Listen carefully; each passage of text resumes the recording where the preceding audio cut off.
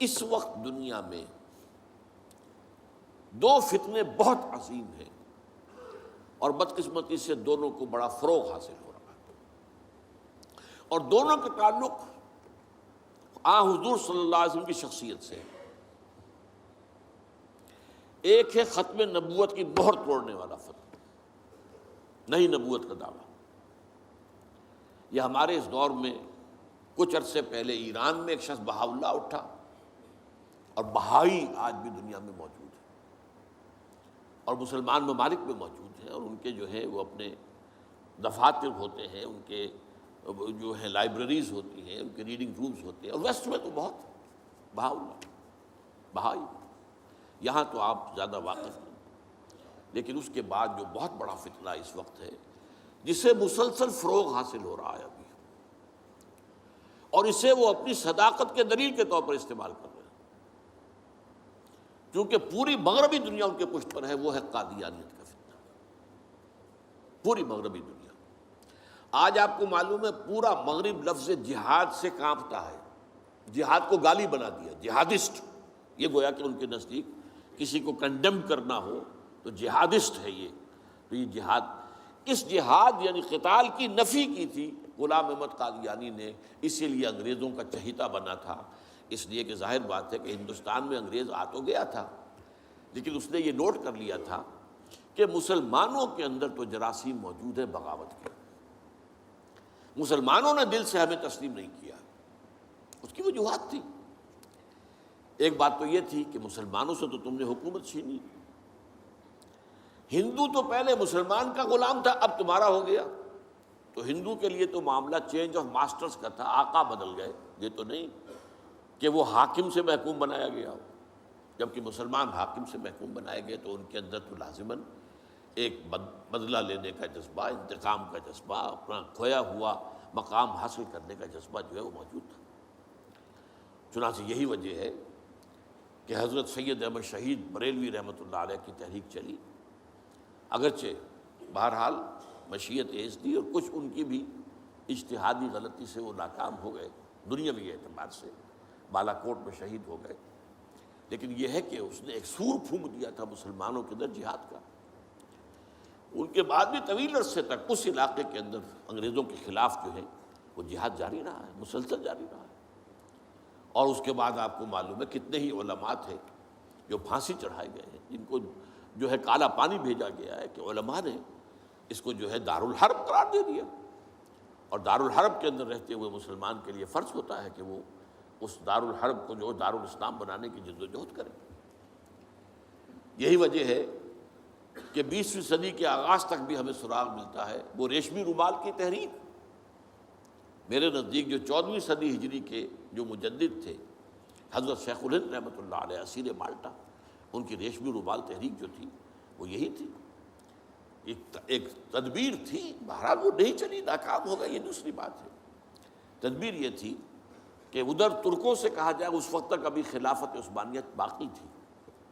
یہ تو 1924 میں ختم ہوئی ہے، اور یہ میں بات کر رہا ہوں 1915 کی، کہ وہاں کسی کو بھیجا جائے کہ ادھر سے ترک جو ہے وہ حملہ آور و افواج آئیں، اور ادھر افغانستان بھیجا جائے کسی کو، وہاں سے افغانستان سے مسلمان حملہ کریں اور ادھر اندر سے ہم بغاوت کریں تو انگریز کو یہاں سے اٹھا کر پھینک دیں۔ لیکن بات یہ تھی، پھر میں کہوں گا مشیت ایسی کا بھی معاملہ ہوتا ہے۔ حضرت شیخ الہند خود گئے تھے ترکی سے مدد لینے کے لیے، پہلے وہاں حجاز گئے، اس لیے کہ حجاز میں ابھی مدینہ منورہ میں ترک گورنر موجود تھا، ابھی جو ہے وہ شریف حسین جو تھا جس نے بغاوت کی تھی ترکوں کے خلاف، مکے پر تو اس کا قبضہ تھا، مدینے پر نہیں تھا، تو وہاں گورنر جو ہے ترکی کے خلافت عثمانیہ کے موجود تھے، ان سے ملاقات کی اور آگے جانے کا فیصلہ بھی تھا۔ لیکن اسی اثنا میں مخبری ہو گئی، اور شریف حسین والی مکہ نے، جس کی یہ نسل ابھی تک چل رہی ہے، یہ جو اردن کا بادشاہ بیٹھا ہوا ہے، یہ اسی کا پڑ پوتا سمجھ لیجئے، یا پڑ پوتا یا سگڑ پوتا، یہ وہ نسل ہے ہاشمی، ہاشمائٹ۔ اس نے حضرت شیخ الہند کو گرفتار کر کے اور چاندی کی تشتری میں رکھ کر انگریز کو پیش کر دیا، یہ آپ کا باغی یہاں پر آ کر اور آپ کے خلاف سازشیں کر رہا ہے۔ اور دیکھیے انگریز انہیں کہاں لے گیا، مالٹا، میڈیٹرینین سی کا ایک جزیرہ، بحیرہ روم کا،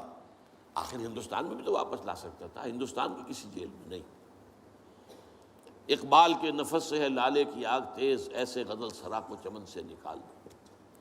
تو وہاں رکھا ہے انہیں 4 سال وہاں پر وہ،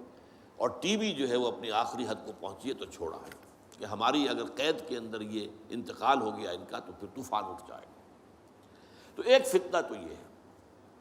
جو ختم نبوت کا، چونکہ اس قتال کے خلاف فتویٰ دیا تھا، دین کے لیے حرام ہے اب دوستو قتال، قتال فی سبیل اللہ ختم ہو گیا، لہذا انگریزوں نے ان کا چہیتا بنا، ان کے فتنے آج بھی پورا ویسٹ جو ہے، یورپ میں، امریکہ میں، انگلینڈ میں آج کل ان کا مرکز ہے، اور ان کے خطبے جو ہیں اس کے امام جو کہلاتا ہے خلیفہ،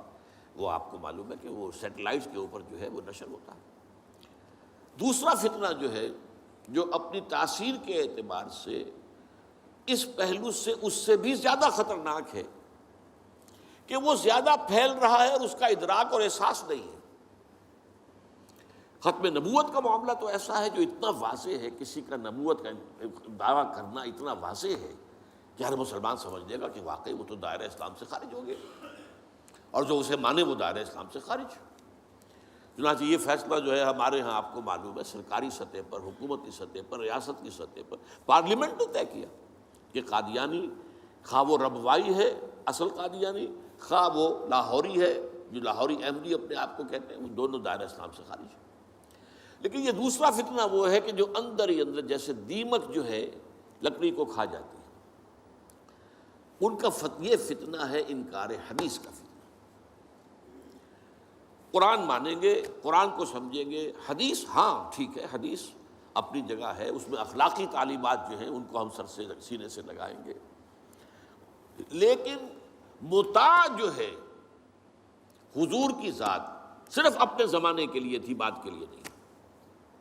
میں نے جو آج آپ کو آیات سنائی تھی، قل اطیعوا اللہ واطیعوا الرسول، اے نبی کہہ دیجئے اطاعت کرو اللہ کی اور اطاعت کرو رسول کی صلی اللہ علیہ وسلم۔ فَإِن تَوَلَّوْا،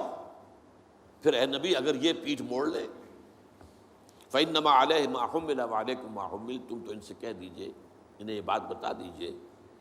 کہ جو ذمہ داری ہم نے ڈالی اپنے رسول پر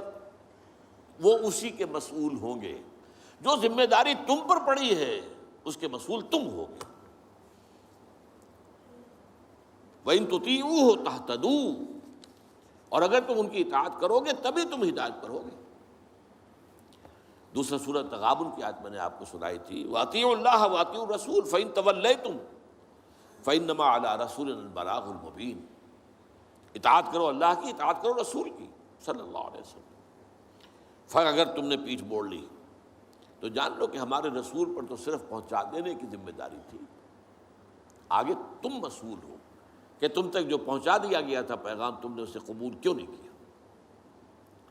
یہ جو اطاعت رسول ہے یہ دائمی ہے، یہ ایسا نہیں ہے کہ صرف حضور اس کے لیے الفاظ استعمال کر دیتے ہیں۔ وہ مرکز ملت اپنے دور میں اپنے زمانے میں مرکز ملت تھے محمد صلی اللہ علیہ وسلم، لہٰذا امیر جماعت کی حیثیت سے، امیر ملت کی حیثیت سے ان کا حکم مانا جانا ضروری تھا۔ لیکن آئندہ تو جو بھی امیر ہوگا، جو بھی مرکز ملت ہوگا، جو بھی حکومت بنے گی، جو بھی مسلمانوں میں حاکم ہوگا، ان کی اطاعت فرض ہے۔ اور یہ فتنہ اس تیزی سے پھیلا ہے، اس تیزی سے پھیلا ہے، اس لیے کہ شریعت کی بہت سی پابندیاں ان لوگوں نے اسی حوالے سے حدیث کو اٹھا کر پھینک دیا۔ پردہ کوئی شے نہیں ہے، کوئی خاص شے نہیں ہے، پردہ جو ہے یہ تو ایک خاص دور کا کلچر تھا بس۔ اب قرآن مجید کی آیات کی جو ہے وہ غلط تعویلیں کر رہے ہیں، ترجمے غلط کر رہے ہیں۔ اب عام آدمی جو ہے، عام جدید تعلیم یافتہ آدمی جو ہے، اسے کہاں عربی کا پتہ ہے، وہ اسے کہاں پتہ چلتا ہے کہ یہ جو آیت کا ترجمہ کیا جا رہا ہے یہ غلط کیا جا رہا ہے، ٹیڑھا کیا جا رہا ہے۔ یہی آیات کے ترجمے میں تحریف قادیانیوں نے کی ہے۔ ان کا ایک عام مبلغ اور ان کے زیر اثر کوئی شخص آئے آپ سے بات کرے، آپ ہکا بکا رہ جائیں گے، وہ آیتوں پر آیتیں پیش کرے گا لیکن ترجمے اس کے غلط کر رہے ہیں۔ آخر وہی آیتیں ہیں جو 1400 برس تھے مسلمان جو ہیں صحابہ سے لے کر اور ہمارے دور تک علماء پڑھتے آئے ہیں، ان کا ترجمہ انہوں نے کیا۔ تو یہاں پر بھی یہ ہے کہ وہ تعویلیں غلط کرتے ہیں، اور ایسی ایسی تعویلیں کہ ذرا سے بھی عقل اگر ہوتا کیا ہے، انسان کی مت ماری جاتی ہے۔ کسی خاص معاملے میں آپ کسی شخص سے متاثر ہو گئے، اب اس کی ہر بات آپ قبول کرتے جائیں گے، اس پر جو ہے تنقیدی نگاہ نہیں ڈالیں گے، یہ کمزوری ہے۔ چنانچہ ایسی ایسی تعویلیں بھی ہیں کہ یہ قرآن مجید میں جو آیا ہے کہ چور مرد ہو یا عورت ہو ہاتھ کاٹ دیے جائیں، اس کا مطلب ہاتھ کاٹنا نہیں ہے، تو مولویوں نے خام کا غلط بات سمجھی ہے، تو بڑا وحشیانہ فعل ہے۔ اس کا مطلب یہ ہے ہاتھ کاٹ دو، جیسے کہ کبھی والدین کہتے ہیں اپنے بیٹے سے، بیٹے تم نے تو ہمارے ہاتھ کاٹ دیے، یعنی کوئی معاملہ ایسا ہے کہ تم نے ایسی بات کر دی ہے کہ اب ہمارے پاس کچھ نہیں رہا، کوئی چارہ کاری نہیں، تو گویا کہ تم نے ہمارے ہاتھ کاٹ دیے۔ تو ایسا معاشرہ پیدا کر دو کہ چوری کی ضرورت ہی نہ ہو، بس یہ ہے ہاتھ کاٹ دینا، معاذ اللہ۔ حالانکہ قرآن مجید اس کے بعد کہتا ہے جزاء لما کسبا نکالا من اللہ، یہ جو سزا ہے اللہ کی طرف سے اور ان کے کیے کا کرتوت کا بدلہ ہے، یہ بات کہی جا رہی ہے۔ تو یہ جو ہے ایسا نظام قائم کر دینا، یہ کوئی سزا ہے؟ یہ کوئی عبرت کی بات ہے؟ یہ تو بہت اچھی بات ہے۔ لیکن یہ کہ وہ لوگ جو پرویز غلام احمد پرویز، عجیب بات یہ ہے کہ پنجاب نے یہ دو غلام احمد پیدا کیے، غلام احمد قادیانی، غلام احمد پرویز، ایک نے مہر ختم نبوت کو توڑا اور ایک نے حدیث کے بارے میں اور مستقل طور پر سنت رسول کو شریعت کے بنیاد ہونے کی حیثیت سے چیلنج کر دیا۔ اور یہ فتنہ میں آپ سے عرض کر رہا ہوں، آج چونکہ جیسے قادیانیوں کو پوری مغرب کی سپورٹ ہے، ایسے اس فتنے کو بھی، کیونکہ وہ کلیش آف سویلائزیشن میں اسلامی تہذیب کو ختم کرنے کے درپے ہو گئے ہیں، اور اسلامی تہذیب کا اور شریعت کا دار و مدار اکثر و بیشتر تو حدیث پر ہے، سنت پر ہے، لہذا وہ دین کی جڑ کاٹنے کے لیے یہ جو انکار حدیث کا فتنہ، یہ استخفاف حدیث کا فتنہ ہے، اس کو سپورٹ کر رہے ہیں۔ اور رینڈ کارپوریشن کی جو سفارشات ہیں ان میں شامل تھا یہ کہ ایسے ماڈرنسٹ کہ جو اسلام کی ایسی تعبیریں کریں جو ہماری تہذیب کے ساتھ مماثل ہو جائیں،